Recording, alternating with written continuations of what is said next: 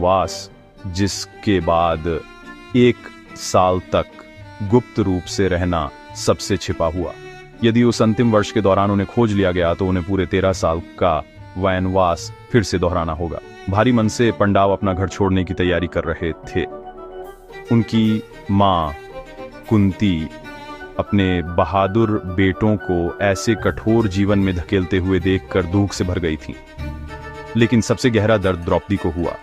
उनकी साझा पत्नी, उन्हें दरबार में अपमानित किया गया था और उस अपमान की याद उनके भीतर आग की तरह जल रही थी। जैसे ही उन्होंने शहर छोड़ा, साधारण पेड़ों की छाल के कपड़े पहने हुए हस्तिनापुर के लोग उनके लिए रोए।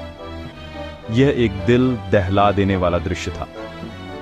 जिन राजकुमारों ने कभी एक शानदार राज्य पर शासन किया था, वे अब अपने साहस और अपने दुख के साथ जंगल में जा रहे थे। जंगल अपने सभी खतरों और अनिश्चितताओं के साथ उनका इंतजार कर रहा था, जो उस महल के बिल्कुल विपरीत था जिसे वे पीछे छोड़ आए थे। द्रौपदी का दुख अक्सर क्रोध में बदल जाता था। वह अन्याय को भूल नहीं पाती थी। वह अक्सर युधिष्ठिर से बात करती थीं, उनके धर्म के पालन पर सवाल उठाती थीं जिसने उन्हें इस पीड़ा तक पहुंचाया था।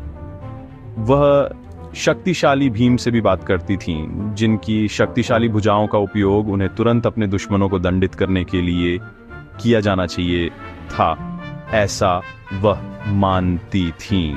वह उन्हें अपमान की याद दिलाती थीं और उनसे बदला लेने का आग्रह करती थीं।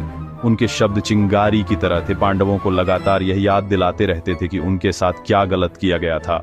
उनका दर्द एक साझा बोझ था, एक निरंतर प्रेरक जो जंगल में उनकी लंबी और कठिन यात्रा के दौरान उनके दिलों में न्याय की आशा को जीवित रखता था।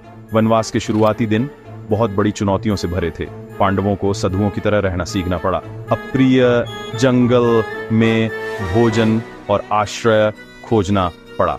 वे एक जगह से दूसरी जगह जाते रहे, प्रकृति के तरीकों को सीखते रहे और फलों और